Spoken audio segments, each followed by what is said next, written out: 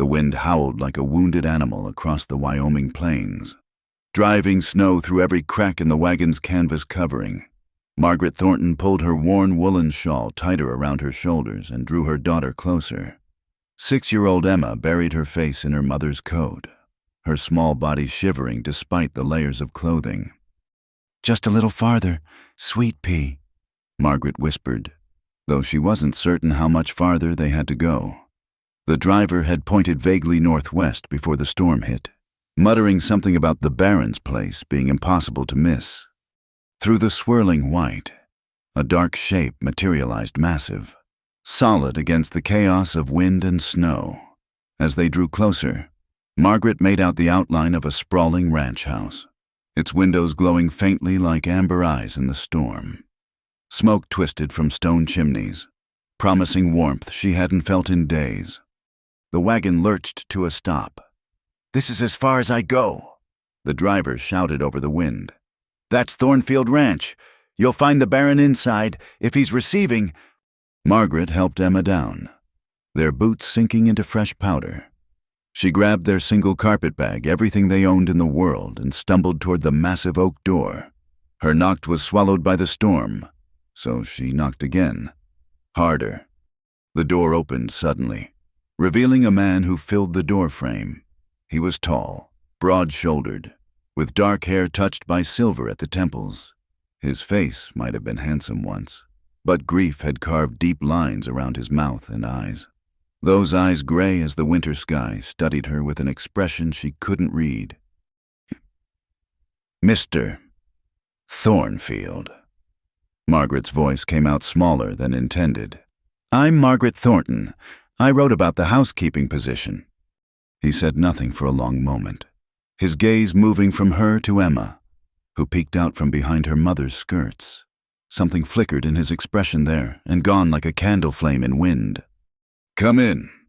His voice was deep, roughened by disuse. He stepped aside, and they hurried into the blessed warmth of the entrance hall. Margaret had worked in fine houses before, but Thornfield Ranch was different. Everything was quality, polished wood floors, oil paintings on the walls, Persian rugs, but there was a stillness to it all, as if the house itself was holding its breath.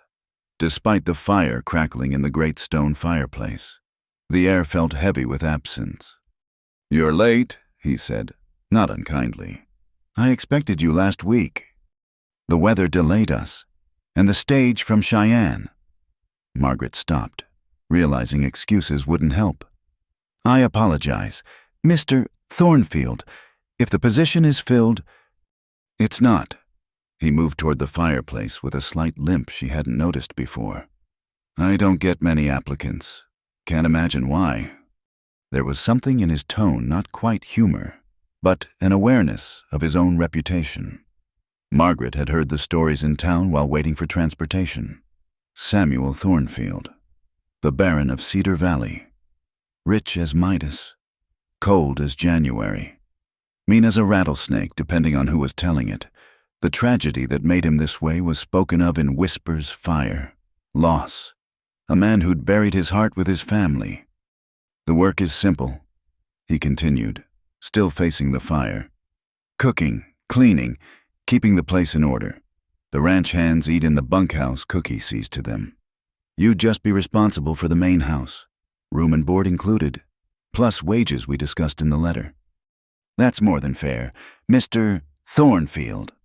He turned then, his gray eyes finding Emma again. The child had crept closer to the fire, her small hands extended toward the warmth. In the firelight, her dark curls glowed auburn, just like... Samuel's jaw tightened. "The child. She'll need to stay out of the way." "Of course. Emma's a good girl, very quiet. You won't know she's here." He made a sound that might have been agreement or dismissal. "Mrs. Rodriguez will show you to your quarters. 3rd door on the left, upstairs. You'll start tomorrow." An older Mexican woman appeared as if summoned, her face kind but wary. She beckoned to Margaret and Emma, leading them up a wide staircase. Margaret glanced back once to see Samuel Thornfield standing exactly where they'd left him, staring into the fire as if it held answers to questions no one dared ask. Their room was small but clean, with 2 narrow beds and a washstand. A window looked out over the ranch, though the storm obscured everything beyond the glass. Emma immediately claimed the bed nearest the window, pressing her nose against the cold pane. "Mama, why is that man so sad?" Margaret paused in unpacking their few belongings. Trust a child to see straight to the heart of things. "I don't know, sweet pea. Sometimes people carry sadness like others carry pocket watches. Maybe we can help him not be sad anymore. Our job is to keep his house clean, nothing more." But even as she said it, Margaret wondered. She'd taken this position out of desperation. A widow with a child and dwindling funds had few options. She'd expected a difficult employer, perhaps even a cruel one.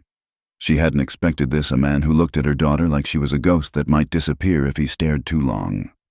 That night, as the storm raged outside, Margaret held Emma close and listened to the old house settling around them.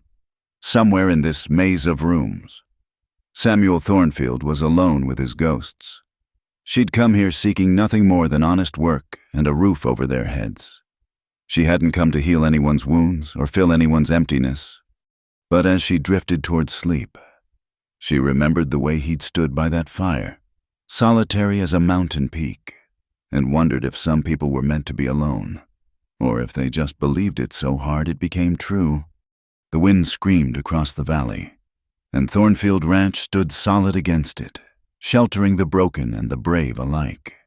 The morning arrived sharp and clear, the storm having blown itself out in the night. Margaret woke before dawn, a habit formed from years of service. Emma still slept, curled like a kitten in the narrow bed, her breath misting in the cold air. Margaret dressed quietly and made her way downstairs. The house felt different in the pre-dawn darkness, not threatening, but watchful, as if measuring her worth. She found the kitchen by instinct more than sight, pleased to discover it well-equipped and scrupulously clean. Someone had been maintaining it, though from the dust on certain shelves, not with any regularity. She had coffee brewing and biscuits in the oven when Samuel Thornfield appeared in the doorway. He moved quietly for such a large man, and she startled, nearly dropping the eggs she was cracking.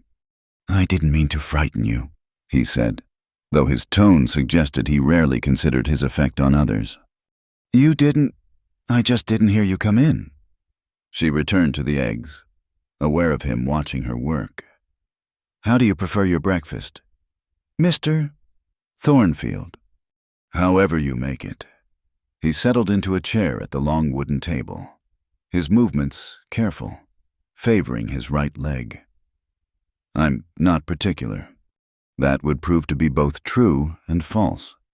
Samuel Thornfield wasn't fussy about food, but Margaret quickly learned he had precise routines. Coffee at dawn, black, in the same blue china cup. Breakfast at 6 sharp, a cold lunch left covered in the kitchen while he worked outside. Dinner at 7, usually eaten in silence while he reviewed ledgers or correspondence. The first week passed in careful navigation. Margaret cleaned rooms that were already tidy, polished furniture that gleamed, washed windows that sparkled. The house didn't need a housekeeper so much as a presence, someone to disturb the suffocating perfection, to prove life still moved within these walls. Emma, true to Margaret's promise, stayed quiet and out of sight. She played in their room or sat by the kitchen fire with her rag doll, drawing pictures with a stub of pencil on brown paper Margaret saved from parcels. Sometimes Margaret caught Samuel's gaze lingering on the child when he thought no one was watching, his expression unreadable as stone. It was the 8th day when the routine first cracked. Margaret was polishing the banister when she heard it, a thin, sweet voice singing. Emma had ventured into the front parlor. Drawn by the squares of sunlight on the carpet, she sat in one golden pool, her doll in her lap, singing a lullaby Margaret had taught her. "Sleep, my baby, on my bosom, warm and cozy it will prove." Margaret hurried toward the parlor, but Samuel was already there, frozen in the doorway. His face had gone pale, his knuckles white where he gripped the door frame. "Emma," Margaret called softly. "Come here, sweetheart." The child looked up, saw Samuel, and smiled that innocent, fearless smile of childhood. "Good morning. Mr. Thornfield, would you like to hear my song?" He didn't answer. Couldn't. Margaret realized. His chest rose and fell like a man who'd run miles. Without a word, he turned and left, his footsteps heavy on the stairs. A moment later, a door slammed somewhere above. "Did I do something wrong? Mama?" Emma's lower lip trembled. "No, sweet pea, no." Margaret gathered her daughter close. "Mr. Thornfield just remembered something he had to do." But that evening, when Margaret brought his dinner, Samuel spoke unexpectedly. "The song," he said, not looking up from his ledger. "My wife used to sing it, to our son." Margaret set the plate down carefully. "I'm sorry. I'll tell Emma not to—" "No." The word came sharp, then softer. "No, let her sing if she wants." After that, something shifted. Samuel began taking his meals in the kitchen rather than the dining room. He never spoke to Emma directly, but he no longer fled when she appeared. Sometimes Margaret caught him listening when Emma chattered to her doll. His head tilted slightly, absorbing the sound of a child's voice like drought-parched earth absorbing rain. One evening, Margaret found him in the parlor, standing before a painting she'd dusted many times, a woman with gentle eyes and a small boy with Samuel's dark hair. "Your family?" she asked quietly, though she knew the answer. "Catherine and James." His voice was steady, but his hands weren't.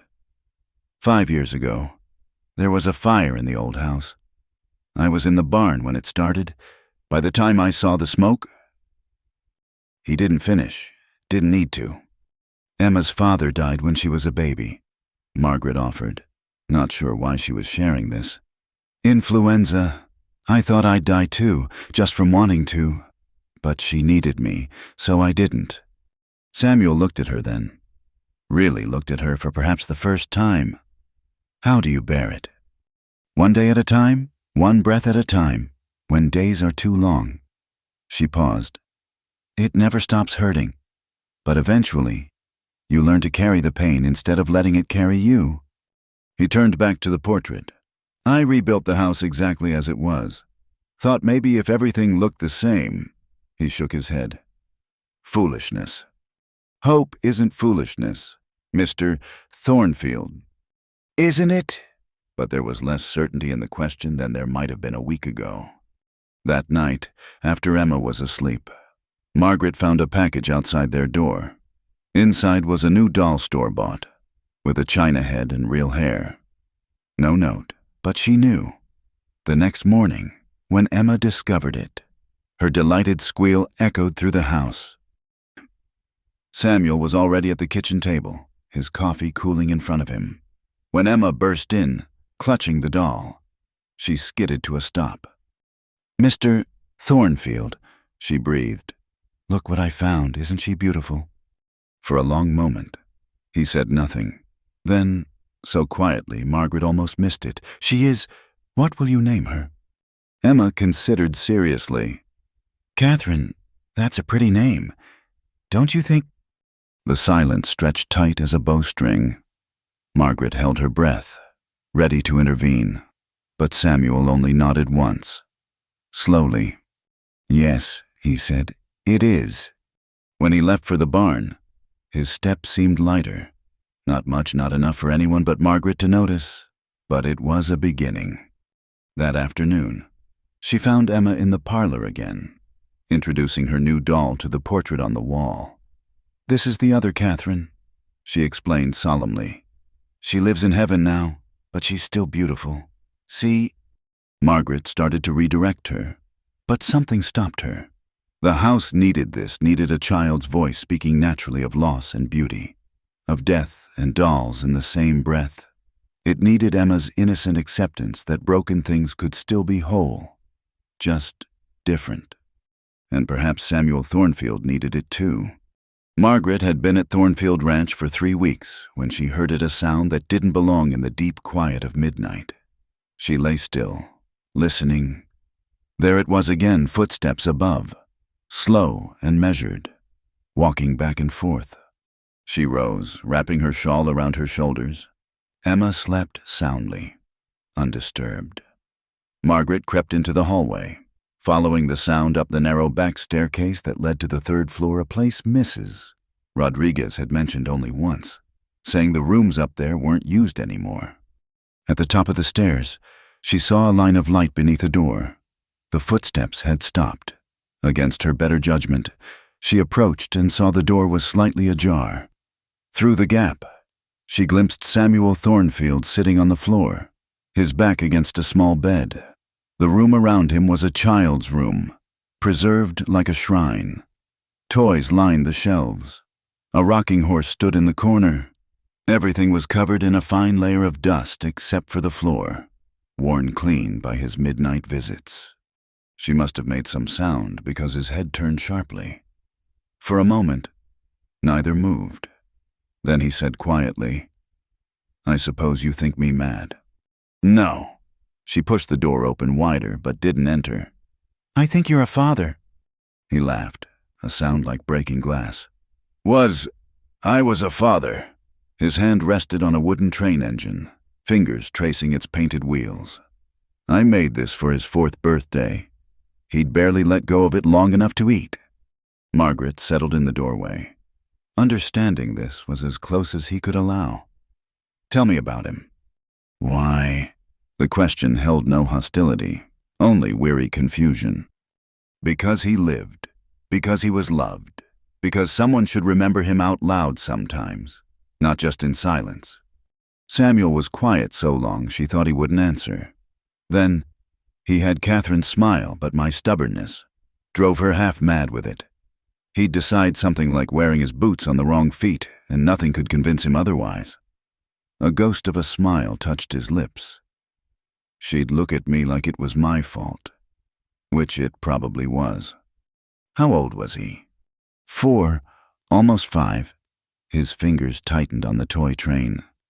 He was starting to read. Kat's idea she'd been a schoolteacher before we married. He'd sit with her for hours, sounding out words. He paused. "The night of the fire, I was supposed to read to him, but there was a mare foaling. Complications. I told him tomorrow. Always tomorrow." The pain in his voice was raw as an open wound. Margaret wanted to offer comfort, but knew words would be meaningless. Instead, she sat in silent witness to his grief. "I come here when I can't sleep," he continued, "which is most nights. I tell myself I'm keeping it ready for him, like he might walk through that door any moment, asking for his train."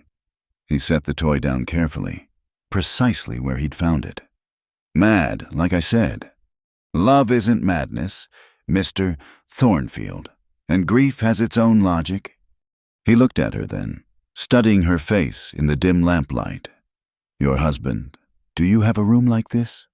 "No, we had nothing when he died.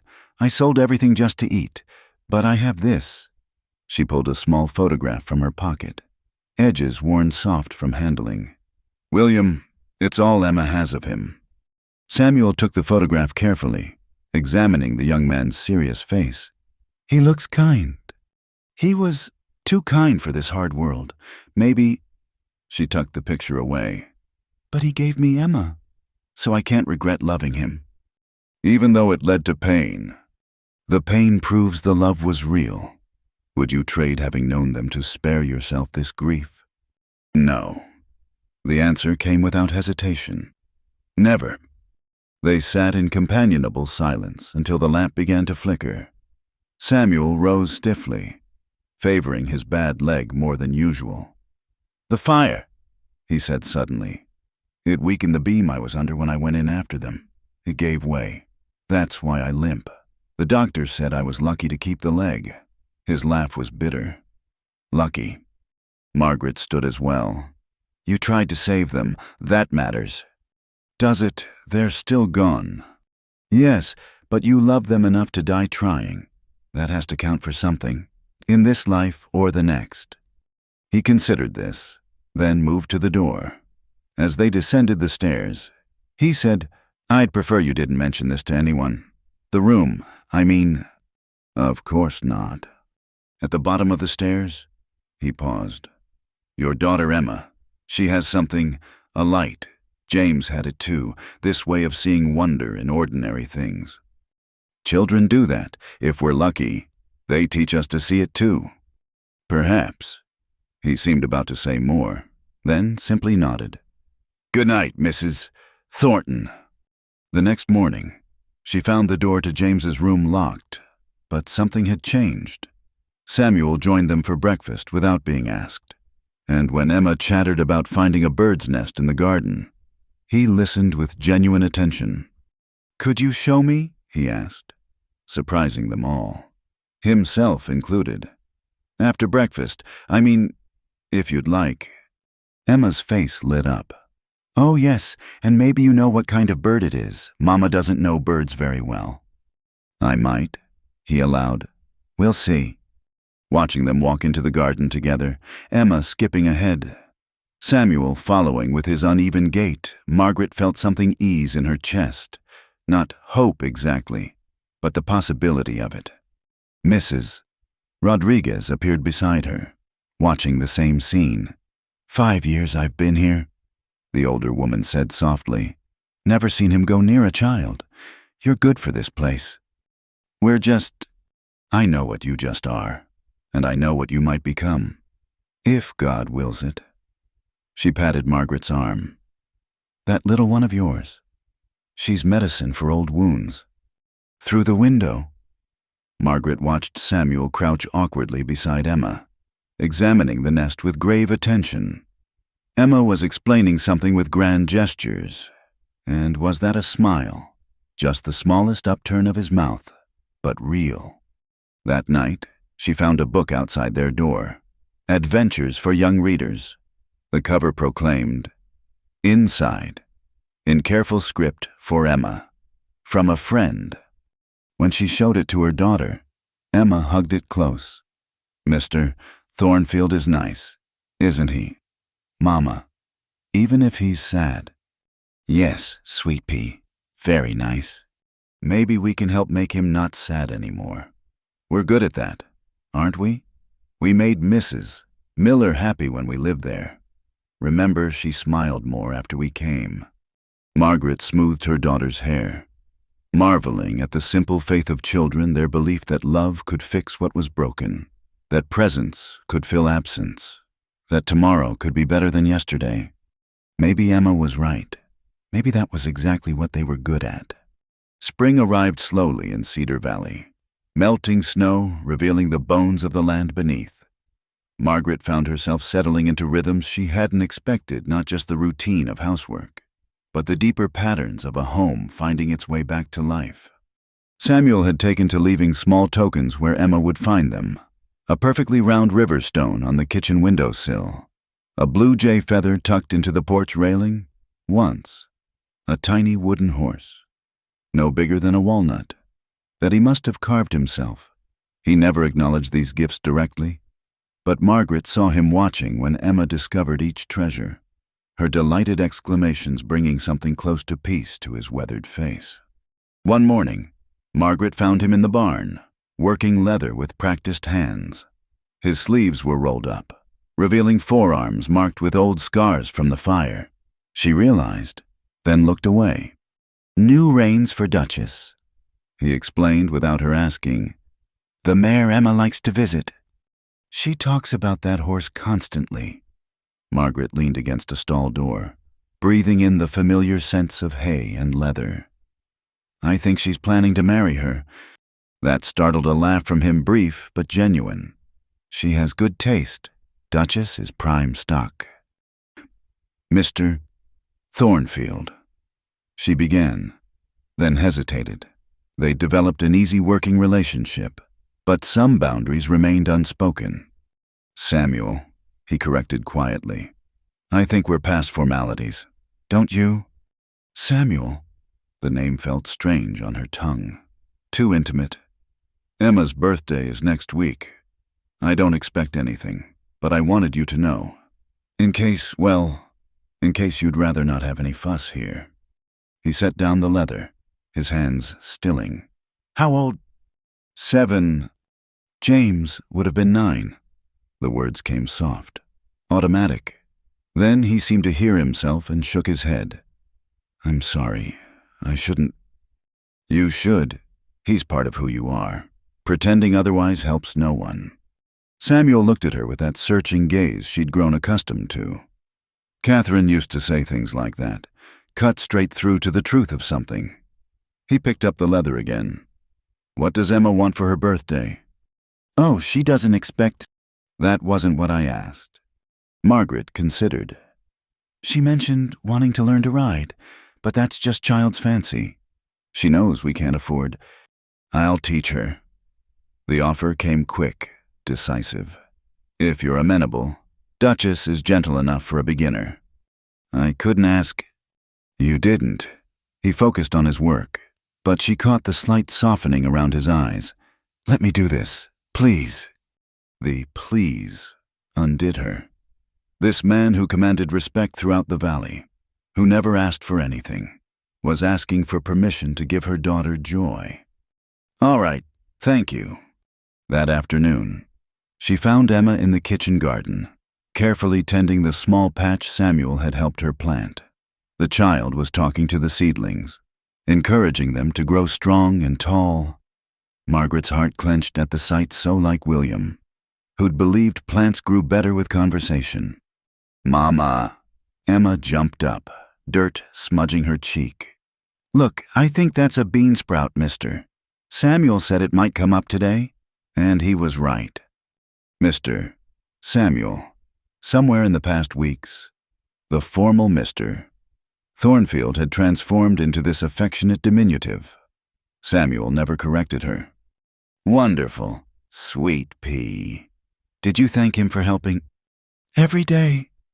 Emma's face grew serious. Mama, why doesn't Mr. Samuel smile with his whole face? What do you mean?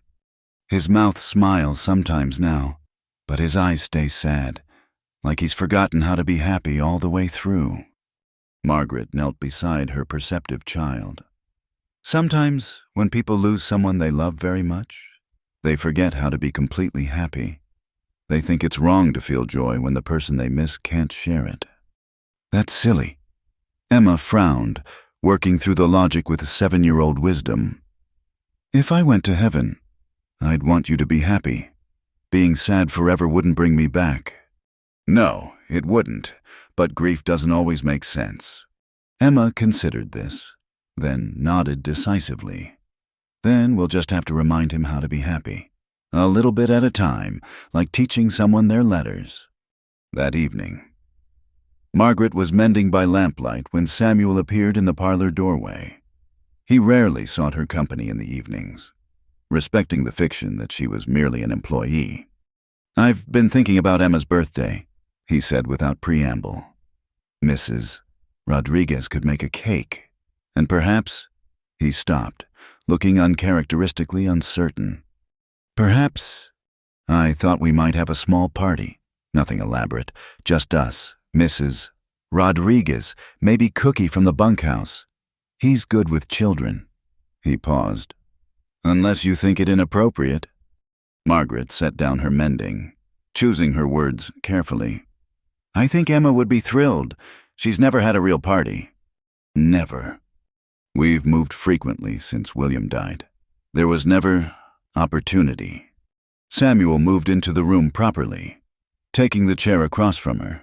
The lamplight threw shadows across his face, making him look both older and younger than his years. I had a package at Wilson's store today, he said. Hair ribbons, blue ones. I remembered Emma saying blue was her favorite color. Samuel, you don't need to. I want to. His voice roughened. Is that so wrong to want to see a child happy on her birthday? No, it's not wrong at all. They sat in comfortable silence, the only sound the pop of logs in the fireplace. Then Samuel spoke again, so quietly she almost missed it. James loved birthdays. Not just his own, anyone's. He'd insist on helping Catherine bake cakes, usually eating half the batter before it made it to the oven. A smile ghosted across his face. His last birthday. We gave him a pony, smallest, stubbornest creature you ever saw. But James acted like we'd handed him the moon, named him Thunder, though he was barely louder than a whisper. What happened to Thunder? Still here, out in the far pasture. I couldn't. He cleared his throat. Well, he's living a life of leisure now. Maybe Emma could meet him sometime, if you think it wouldn't be too...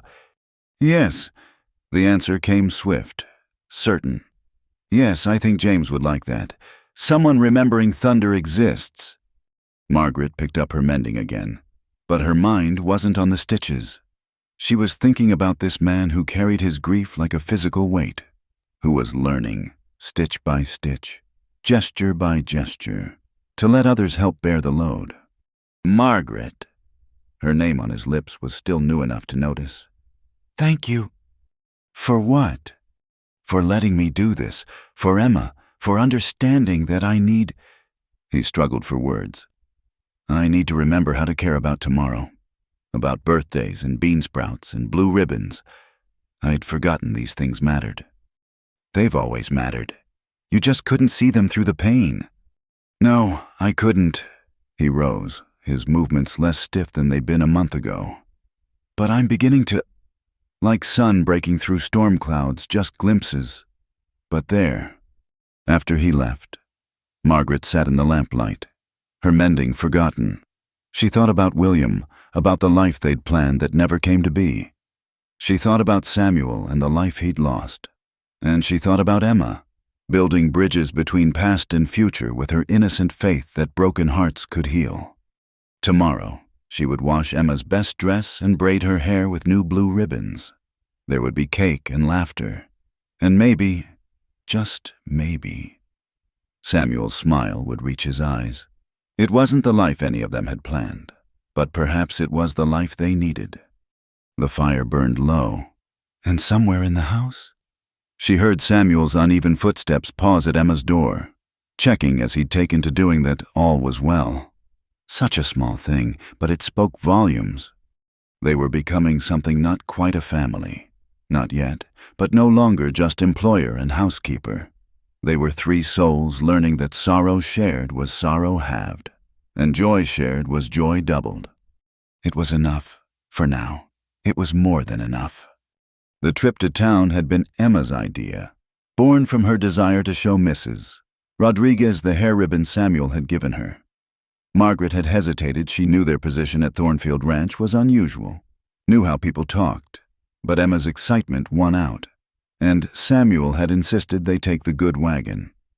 Get whatever you need from Wilson's, he'd said, pressing money into her hand. On the ranch's account. Now, walking down Main Street with Emma's hand in hers, Margaret felt the weight of watching eyes. Cedar Valley was small enough that everyone knew everyone's business, and the Baron's new housekeeper with her fatherless child was prime fodder for gossip. At Wilson's General Store, Mrs. Wilson greeted them with cool politeness that didn't reach her eyes. Mrs. Thornton, how? Nice to see you in town. Good morning, Mrs. Wilson. We need flour and sugar, if you please. Emma wandered to look at the candy jars while Margaret conducted business. She tried not to notice how Mrs. Wilson's lips pursed, or how the woman's gaze kept darting between her and Emma. Mama, look, Emma called out. Peppermint sticks. Not today, sweet pea. Oh, but surely the Baron pays you well enough for a penny candy. This from Mrs. Hartley, the banker's wife, who'd entered with her sister. Both women wore expressions of false concern that made Margaret's skin crawl. We're quite comfortable, thank you, Margaret replied evenly. I'm sure you are. Mrs. Hartley's tone suggested otherwise. Such an interesting arrangement. A young widow, alone with a man of the Baron's reputation. People do wonder. Then people have too much time on their hands. The words came out sharper than intended. Mrs. Hartley's sister tittered. Oh, we meant no offense. It's just that the Baron has been so reclusive since his tragedy, and now suddenly he's hiring pretty young widows. One can't help but think.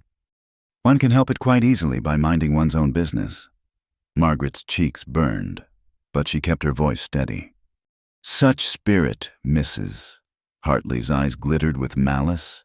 No wonder the Baron finds you suitable, though one wonders what kind of example you're setting for your daughter.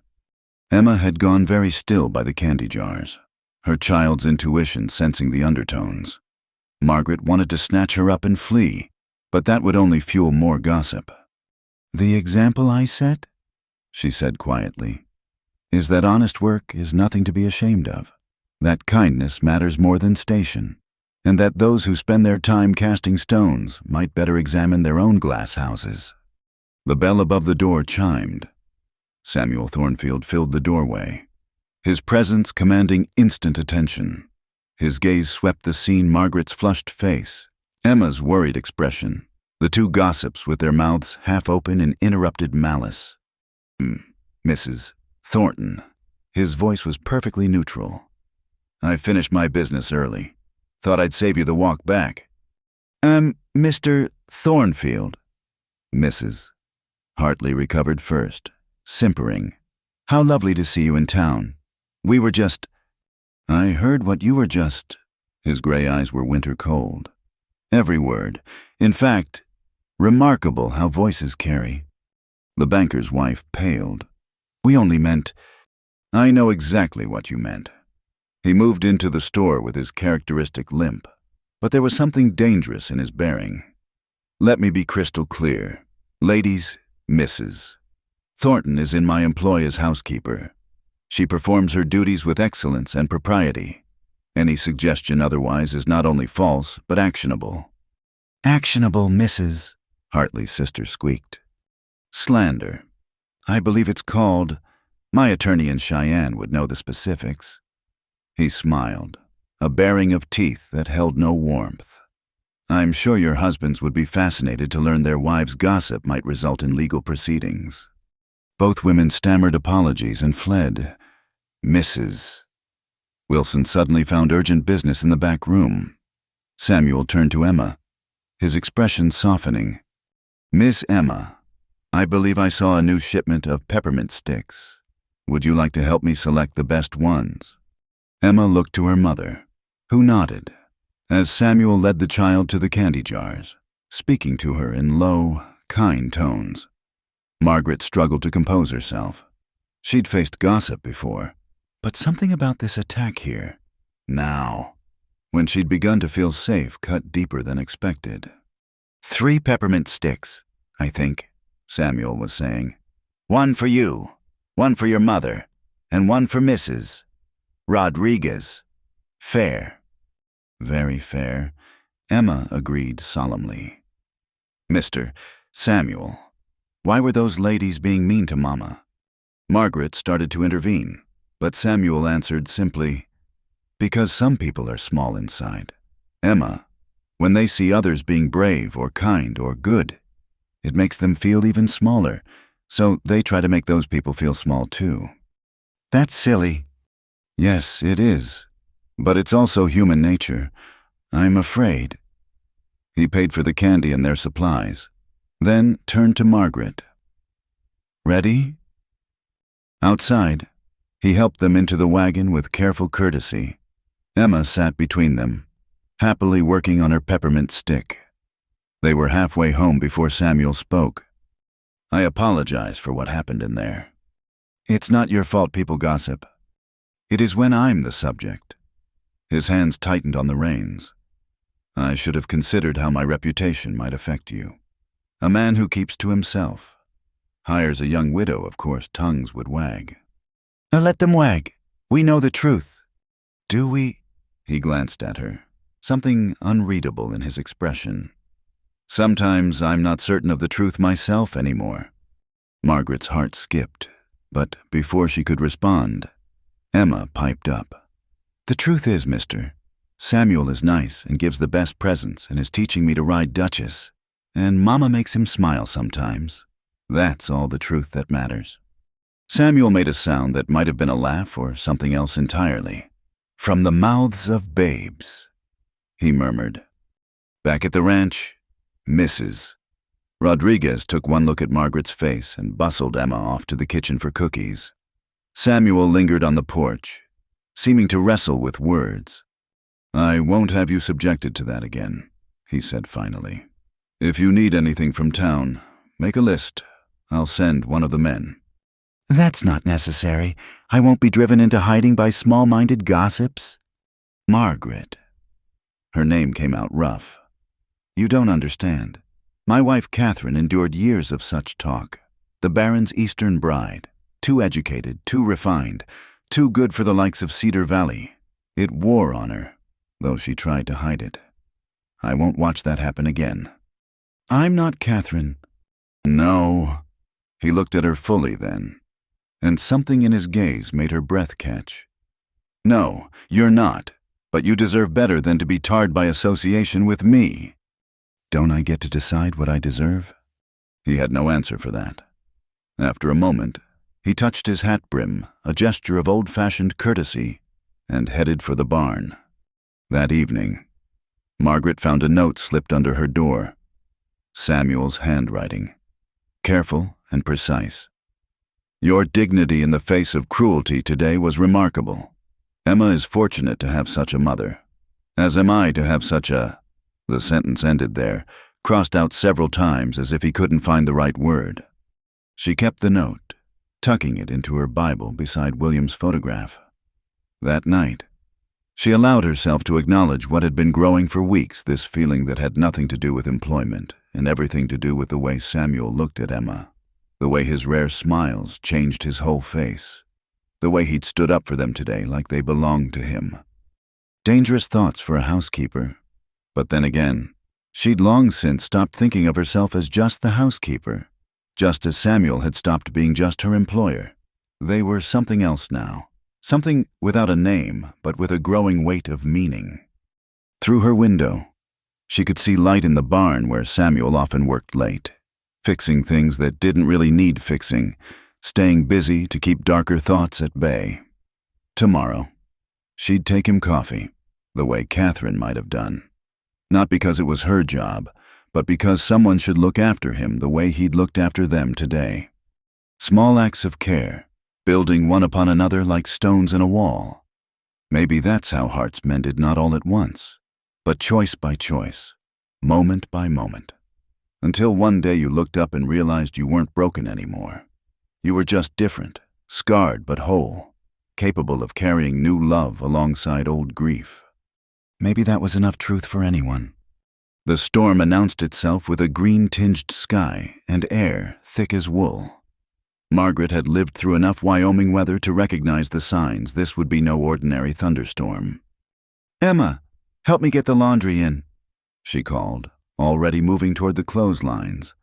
The sheets snapped like whips in the rising wind. They worked quickly, but the first fat raindrops were falling by the time they reached the porch. Lightning split the sky, followed immediately by thunder that shook the windows. Emma pressed close to her mother's side. "It's all right, sweet pea. We're safe inside." But even as she spoke, the wind rose to a howl.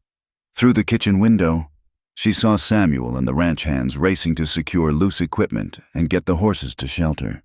The temperature was dropping fast, unusual for late spring. Mrs. Rodriguez appeared. Her face creased with worry. "This isn't good. Feels like that storm of '79 when the river jumped its banks." Within an hour, day had turned to night. Rain hammered the roof like fists, and the wind seemed determined to tear the house from its foundations. Samuel burst through the back door, soaked through, his face grim. "Creek's rising fast. I've sent most of the men to move the cattle to higher ground." He grabbed a towel, Mrs. Rodriguez offered, but his attention was on the window. "Where's Emma?" "In the parlor, reading." Margaret had to raise her voice over the storm. "Good. Keep her inside. This is—" His words were cut off by a sound like a gunshot, Through the window, they watched a massive oak tree split down the middle, half of it crashing across the yard. Emma appeared in the doorway, her book clutched to her chest. "Mama!" "Come here, sweetheart." Margaret pulled her close. "It's just a storm. We've weathered storms before." But this was different, and they all knew it. The house groaned under the assault. Water began seeping under the door despite the sandbags Samuel had placed. And then, cutting through the chaos, came a sound that made Samuel's face go white. "The barn," he breathed. "Something's wrong with the barn." Before anyone could stop him, he was out the door and running into the tempest. Margaret watched him disappear into the gray wall of rain, her heart in her throat. "Senor Samuel, Mrs." Rodriguez crossed herself. "That fool man. What's he thinking?" Margaret knew exactly what he was thinking. The barn held Duchess, Thunder, and half a dozen other horses. It held memories, too. She'd seen him sometimes just standing in there, hand on Thunder's neck, lost in the past. Minutes crawled by. The storm raged harder, if that was possible. Emma whimpered, and Margaret realized she was holding her daughter too tightly. "Sorry, sweet pea. I'm just—" The door burst open. Samuel staggered in, and he wasn't alone. Cradled in his arms was Rex, the old ranch dog who'd been barn living since his legs got too stiff for stairs. Blood matted the dog's fur. "Beam came down," Samuel gasped. "Got him out, but—" He laid Rex gently on the kitchen rug. The dog's breathing was labored, his eyes glazed with pain and fear. Emma dropped to her knees beside them. "Oh, Rex, poor Rex." She stroked his head with infinite gentleness while Samuel examined the wounds. "Not as bad as it looks," he said finally. "But he's scared. Probably thought I'd left him to die." "You went back for a dog." Margaret couldn't keep the mix of anger and awe from her voice. "In this storm—" Samuel looked up at her, rain still streaming down his face. "I couldn't leave him. Not again. I couldn't—" His voice broke. "I couldn't lose anyone else to—" He didn't finish, but she understood. This wasn't about a dog. This was about a night 5 years ago, about choices that couldn't be unmade, about the weight of survival. "Let me help." She knelt beside him, their shoulders touching. "Emma, get the medical supplies from the pantry. Mrs. Rodriguez, we need hot water and clean cloths." They worked together in the lamplight while the storm raged around them. Samuel's hands were steady now, focused on the task. Margaret held Rex still, murmuring soothing nonsense while Emma stroked his ears. Even Mrs. Rodriguez helped, her usual stern demeanor softened by crisis. "There," Samuel said finally, tying off the last bandage. "He'll be sore, but he'll mend." As if in response to Samuel's words, the storm's fury began to ease. The wind still howled, but with less violence. The rain still fell, but no longer horizontal. Rex's tail thumped weakly against the floor. "You saved him," Emma said, looking at Samuel with shining eyes. "You're a hero." "No," the word came harsh. "Heroes save everyone. I saved who I could save." Margaret caught his hand before he could pull away. "That's what heroes do. Samuel, they save who they can save. The rest is just guilt talking, not truth." He stared at their joined hands, his calloused and scarred, hers work-worn but steady. The storm had knocked out the lamps, leaving only firelight, and in that flickering glow, she saw his walls crumbling. "Margaret, He stopped, started again. "When I saw that beam coming down, heard Rex howling, all I could think was not again, not when I could do something this time. And then I thought about you and Emma, here in this house, counting on me to come back, and You came back," she said simply. "You did what you had to do, and you came back. That's all anyone can ask." Emma had curled up beside Rex, her small hand resting on his side, monitoring each breath. Mrs. Rodriguez quietly excused herself. sensing this was no longer about the storm or the dog. "The night Catherine and James died," Samuel said quietly. "I made it to the house, got inside. The smoke was so thick I couldn't see, couldn't breathe. I heard James crying, followed the sound, but the floor gave way.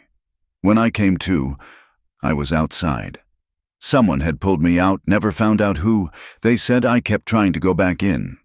But I don't remember. Just remember waking up to a world where they were gone and I was still here." Margaret squeezed his hand. "Survivor's guilt is a heavy burden. Is that what this is?" He gestured vaguely at himself, the house, the life he'd built and abandoned simultaneously. Guilt. Partly also love. Also grief. Also the terrible randomness of who lives and who dies. And our need to make sense of senseless things. Thunder rumbled, but softer now, moving away. The worst had passed, in the quiet that followed. Samuel turned his hand palm up, properly holding hers instead of merely accepting her touch. "I thought I'd forgotten," he said, "how to care whether I lived or died, how to want anything beyond the next breath. Then you came, you and Emma, and suddenly I was buying hair ribbons and teaching writing lessons and caring about bean sprouts." A ghost of a smile touched his lips. "Tonight, in that barn, I realized I don't want to die anymore. More than that, I want to live, really live, not just exist." "Good," Margaret whispered. "That's good. Samuel, is it I feel like I'm betraying them, being happy when they can't be?" "You're not betraying anyone. You're honoring them by living the life they can't, by being the man they loved, not the ghost you've been trying to become." Rex stirred, whimpering softly. Emma immediately soothed him, her child's voice full of comfort. "It's okay. Rex, you're safe now. Mister, Samuel saved you, and we're all here. Everything's going to be all right." Samuel watched the child with wonder. "She believes that, even after losing her father, even after everything hard life's thrown at you both, she still believes everything will be all right. Children are resilient. They teach us to be the same if we let them." "Catherine would have liked you," he said suddenly. "She would have liked your strength, your honesty, the way you see through to the heart of things. I think I would have liked her too." They sat in comfortable silence, hands still linked, while the storm moved on and Rex's breathing steadied. Emma had fallen asleep against the dog's side, protective even in slumber. The house, which had groaned and protested throughout the tempest, settled into peaceful creaks and sighs. "Stay," Samuel said softly. "Not just as housekeeper, stay as his family. You and Emma, this house needs you. I need you. I know I have no right to ask, but—" "Samuel," she turned to face him fully, "we're already family. Have been for weeks now. We just haven't put words to it." "Then let me put words to it. Let me—" He paused, gathering courage. "Let me court you properly. Let me show you and Emma that you belong here, not as employees, but as everything, if you'll have me, scars and ghosts and all." Margaret thought of the gossips in town, of the talk that would follow. Then she looked at their joined hands, at Emma sleeping trustingly beside the wounded dog, at this good man who'd run into a storm to save an old animal because he couldn't bear another loss. "Yes," she said simply. "Yes, to all of it." Outside, the storm had passed, leaving the air clean and new. Tomorrow would bring damage to assess, repairs to make. But tonight, in a kitchen that smelled of wet dog and hope, a family was being born. Not replacing what was lost, but growing alongside it. Proof that hearts could hold grief and joy simultaneously without breaking. It was, Margaret thought, its own kind of miracle. Spring came late, but insistent, painting the valley in shades of green Margaret hadn't seen since leaving Illinois. The storm damage had been repaired. The creek had returned to its banks, and life at Thornfield Ranch had settled into new rhythms that included Sunday picnics and evening walks. Samuel teaching Emma to whistle, and quiet moments on the porch when his hand would find hers. The change hadn't gone unnoticed. The ranch hands tipped their hats to her with genuine respect now, and Mrs.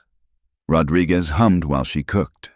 Even Rex, fully recovered from his ordeal, had taken to sleeping on the rug between Emma's bed and the door, as if standing guard. It was on such a morning, with wildflowers blooming along the fence posts, that Margaret noticed Emma in the garden, carefully transplanting seedlings with a focus that belied her 7 years. "What are you doing, sweet pea?" Emma looked up, dirt smudged on her nose. "Making a surprise for Mr. Samuel. See, I saved seeds from those flowers he said his mama used to grow. Mrs. Rodriguez helped me start them in the kitchen." Margaret's heart squeezed. "Larkspur? That's the ones purple and blue and white. He said they made his mama happy." Emma carefully patted soil around a delicate stem. "I want to make him happy too. He's been sad for so long, but he smiles more now. Real smiles, not just the pretend ones. You're a good girl, Emma Thornton." "Emma Thornfield sounds nice too," the child said innocently, then looked up with eyes too knowing for her age. "Don't you think—" Before Margaret could respond, hoofbeats announced Samuel's return from the morning rounds. He swung down from his horse with an ease that spoke of healing not just his leg, but something deeper. When he saw them in the garden, his face softened in that way Margaret had come to treasure. "What are my ladies plotting?" "Nothing," Emma said too quickly, trying to block his view of the seedlings. "Don't look." "A secret garden, how intriguing." He winked at Margaret over Emma's head. "Well, I have news that can't wait. The Hendersons are hosting a dance Saturday next, spring celebration. We're invited." Margaret felt her stomach drop. "All of us." "All of us." His jaw set in that stubborn way she knew well. It's time Cedar Valley got used to the idea. The idea of what? He reached into his vest pocket and pulled out a small velvet box. "The idea that I intend to marry you, if you'll have me." Emma gasped. Margaret's hands flew to her mouth.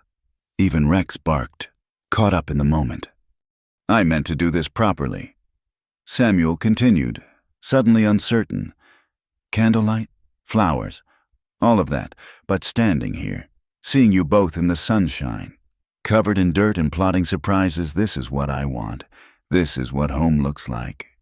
He opened the box, revealing a ring of silver and sapphire. "It was my grandmother's. Catherine wore it briefly, but she preferred her own mother's ring. This one's been waiting, I think, waiting for you." Margaret couldn't speak past the tightness in her throat. Emma, however, had no such problem. "Say yes. Mama, say yes so we can be a real family." "Emma," Margaret managed. "We need to talk about—" "Yes, you need to say yes," the child interrupted with 7-year-old logic. "Mr.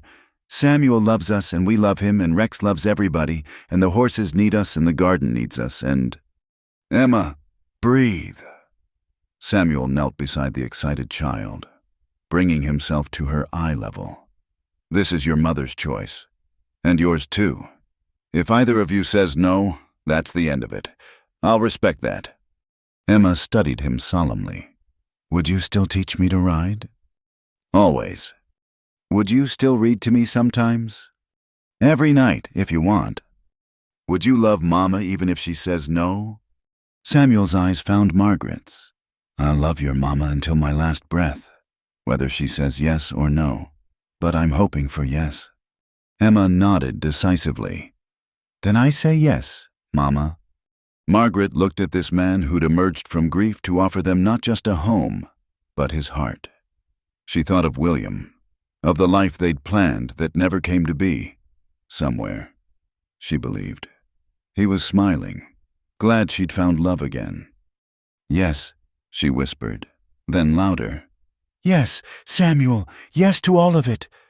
His hands shook as he slipped the ring onto her finger. Emma launched herself at them both, creating a tangle of arms and laughter. Rex joined in, barking and wagging his tail as if he understood.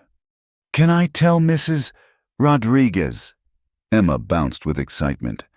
Can I tell Cookie? Can I tell Duchess? Tell the whole world, Samuel said, but his eyes never left Margaret's face. Shout it from the rooftops if you want. Emma raced off, Rex limping enthusiastically behind her. In the sudden quiet, Samuel rose, pulling Margaret into his arms. I love you, he said simply. I thought I'd forgotten how, but you reminded me. You and Emma brought me back to life. We love you too. She touched his face, marveling at the joy she saw there. All of you, even the broken parts. Especially those, he corrected softly, because they match yours. Saturday came bright and clear. Margaret wore her best dress, blue as a summer sky, with Emma in yellow gingham. Samuel cut a fine figure in his black suit, only the slight favor of his right leg betraying old wounds. Ready? He asked at the door of the town hall. No, Margaret admitted, but let's go anyway. The fiddle music stopped when they entered. Every head turned. Margaret felt the weight of their stares, the buzz of whispers starting. Then Emma did something extraordinary. She marched right into the middle of the floor, dragging Samuel and Margaret with her, and announced in her clear child's voice, Mr. Samuel and my mama are getting married. That means we're going to be a family. And if you don't like it, that's your loss, 'cause we're very nice people. The silence stretched. Then old Mr. Henderson started clapping. His wife joined him. Cookie from the ranch let out a whoop. One by one, others followed, not everyone, but enough. Enough to show that Cedar Valley could change, could accept that happiness might bloom in unexpected places. The fiddler struck up a waltz. Samuel bowed formally to Margaret. May I have this dance, future Mrs. Thornfield? You may have all my dances, Mr. Thornfield. As they moved together across the floor, Emma spinning happily with Cookie. Margaret caught sight of their reflection in the window. They looked like what they were becoming, a family. Not perfect, not without scars, but whole. No regrets, Samuel murmured in her ear. None. You. Only that it took so long to find you. Mrs. Hartley and her sister huddled in a corner, faces pinched with disapproval, but their poison had lost its sting. What was gossip compared to Emma's laughter? What was propriety compared to the solid warmth of Samuel's hand in hers? Papa Samuel, Emma called out, the name slipping natural as breathing. Dance with me next. Samuel's steps faltered. Margaret felt him tense, then slowly relax. Did she just... She did. Is that all right? His answer was to squeeze her hand before sweeping Emma into his arms, lifting her so her feet dangled as he spun her around. The child's delighted squeals filled the air. Margaret watched them, her heart so full it ached. Tomorrow would bring its own challenges. There would be bad dreams and difficult anniversaries, moments when the past crashed into the present like thunder. But there would also be mornings in the garden, evenings by the fire, Emma's laughter ringing through rooms too long silent. Love wasn't replacement, it was expansion. The heart, she'd learned, could hold multitudes, old love and new, grief and joy, memory and hope, all of it, all at once, without breaking.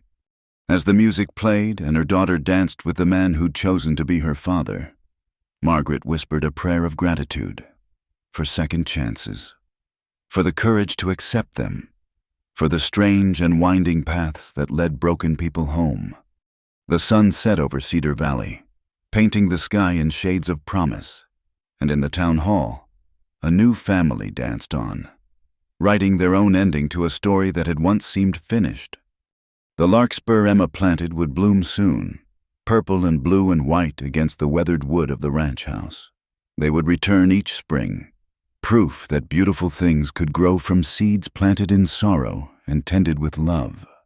It was more than enough. It was everything. The wedding day dawned perfect as a painted picture, with the kind of blue sky Wyoming saved for special occasions. Margaret stood before the mirror in what had been Catherine's room, now hers, while Mrs. Rodriguez fussed with the ivory silk dress they'd ordered from Denver. "Beautiful," the older woman murmured, tears threatening. "Senor Samuel, he will forget how to breathe when he sees you." Emma spun in circles, admiring how her new dress flared out. "I get to carry flowers, real flowers. Papa Samuel said I'm the most important person because I'm giving Mama away and standing with him. That's 2 jobs." "Stand still, mija, or your ribbons will come loose." Through the window, Margaret could see guests arriving. The small chapel Samuel had built near the family cemetery would be full ranch hands. Townspeople who'd come around to the match, even some who hadn't but wouldn't miss the Baron's wedding. Samuel had insisted on holding the ceremony there, saying it felt right to make their vows where past and future could witness together. A knock at the door made her heart jump. "Come in." But it wasn't Samuel he'd honored tradition by staying away since yesterday. Instead, Cookie peered around the door, his weathered face unusually serious. "Pardon the intrusion, ma'am, but there's something you should see." Margaret followed him downstairs and out to the porch, Emma and Mrs. Rodriguez trailing behind. There in the garden stood Samuel, and he wasn't alone. Beside him was a small boy, perhaps 9 years old, clutching a carpetbag and looking terrified. "Margaret," Samuel's voice carried across the yard. "This is Thomas. He's my nephew, my brother's son from California. His parents died of fever last month. The letter just reached me yesterday." The boy had Samuel's dark hair and gray eyes, but where Samuel's held warmth, Thomas's were shuttered with grief and fear. Margaret's heart recognized that look she'd seen it in her own mirror after William died. Without hesitation, she walked to them and knelt before the boy. "Hello, Thomas. I'm very sorry about your parents." He stared at her, lower lip trembling. "Uncle Samuel says you're getting married today. He says I'll live here now." "That's right. Would that be all right with you?" "I don't know. I don't know anything anymore." The tears came then, silent and desperate. Margaret heard the guests murmuring, sensed the disruption to carefully laid plans. None of it mattered. She opened her arms, and after a moment's hesitation, Thomas collapsed into them, sobbing for everything he'd lost. "Emma," she called softly, "come meet your cousin." Emma approached with the instinctive gentleness children sometimes showed each other. "Hi, Thomas. I'm Emma. Don't worry, Papa Samuel and Mama are really nice, and we have horses and a dog and a secret garden and everything." "You do," Thomas sniffled, pulling back slightly. "Uh-huh. And now you'll have them too. We can share. That's what family does." Samuel's hand settled on Margaret's shoulder. "I'm sorry. The timing, I know we should postpone." "No." Margaret stood, still keeping one arm around Thomas. "We're not postponing anything. Thomas is family, and family begins today. All of it. But the guests will understand, or they're welcome to leave." She looked at the boy. "Thomas, would you like to stand with us at our wedding? You could hold the rings. That's a very important job. You want me there, but you don't even know me." Samuel knelt beside his nephew. "That's what family does. Son, we show up for each other, especially when we're strangers tied by blood and loss and hope." Thomas looked between them, then at Emma, who was practically bouncing with excitement at the prospect of a playmate. "Okay," he whispered. "I can hold the rings." An hour later, Margaret walked down the aisle of the little chapel, Emma scattering rose petals before her with enthusiastic abandon. At the altar, Samuel waited, Thomas beside him carefully clutching the ring box. The boy had washed his face and combed his hair, and Samuel's hand rested protectively on his shoulder. Reverend Mills performed the ceremony with grace, acknowledging the fullness of what was happening, not just a marriage, but the formation of a family that would shelter the orphaned and heal the brokenhearted.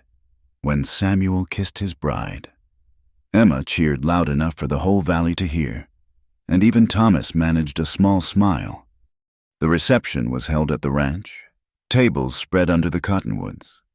Margaret watched Samuel with the children teaching Thomas to tie a special knot, lifting Emma so she could hang lanterns in the trees. The ghosts were still there. They always would be. But they'd moved to the edges, honored guests rather than haunting presences. Beautiful wedding. Mrs. Hartley approached, her tone lacking its usual sting. And kind of you to take in the boy. Blood tells, I suppose. Yes, Margaret agreed pleasantly. Love tells too. As evening painted the sky purple and gold, Samuel found Margaret on the porch. The party continued, Cookie playing fiddle, couples dancing, Emma and Thomas chasing fireflies with jars. No regrets. It had become their question, their way of checking in. None, though we may need to build another room. Thomas will need his own space eventually. I thought the same, maybe connected to James's room. He'd have liked a cousin. Samuel pulled her close. You amaze me. Margaret Thornfield, a strange boy appears on our wedding day, and you just gather him in. He's not strange. He's yours, which makes him mine, ours. She smiled at his expression. What you thought you were the only one who could love expansively. I love you, he said, the words still new enough to savor. My practical, generous, extraordinary wife. And I love you, my complicated, caring, wonderful husband. Thomas appeared at the door, Emma right behind him. Aunt Margaret, Emma says there's pie. Is it true? 3 kinds, she confirmed. But wash those firefly hands first. The children scampered off. Samuel laughed a real laugh from deep in his chest. And so it begins. Our life, our family. Our home, Margaret added, looking out over the land that had witnessed so much sorrow and was finally hosting joy. Strange how it all started with me just wanting a job. The best things often start that way, unexpected, unplanned. He pressed a kiss to her temple. Miraculous. Inside, Mrs. Rodriguez was teaching Thomas and Emma a Mexican wedding song. Their voices rose in imperfect harmony, filling the house with the sound Samuel had thought he'd never hear again. Children, happy and safe and home. Margaret had come to this ranch seeking nothing more than work and shelter. She'd found those things, but also so much more. Love that bloomed in the ruins of old grief. Family that formed not from perfection, but from the choice to show up for each other. Hope that spring would always return, no matter how harsh the winter. The stars came out, brilliant in the clear Wyoming sky. Somewhere in that vast darkness, she believed William and Catherine and James looked down with blessing. Love wasn't diminished by being shared. It multiplied, like light reflected between mirrors, infinite and warming. Ready to go in? Samuel asked. It's getting cold. In a moment. She wanted to hold on to this, the laughter from inside, the man beside her, the promise of all the days to come, perfect in its imperfection, complete in its complexity. Tomorrow would bring challenges. Thomas would need patience as he grieved. Emma would need guidance as she grew. The ranch would demand work. The seasons would turn, and life would bring its share of storms. But tonight, in a house that had learned to sing again, the Thornfield family was whole, not replacing what was lost, but building something new on the foundation of what remained. It was, Margaret thought, exactly as it should be. The porch door opened, spilling light and voices into the darkness. Mama, Papa, come dance with us. And they did. Thank you for listening to this story of love, loss, and new beginnings in the Old West. If you enjoyed following the Thornfield family's journey, we'd love to hear from you. Please share where you're listening from so we can connect with fellow Western romance lovers around the world. Don't forget to subscribe to From Wild West channel and let us know your thoughts in the comments below. What touched your heart most about Samuel and Margaret's story?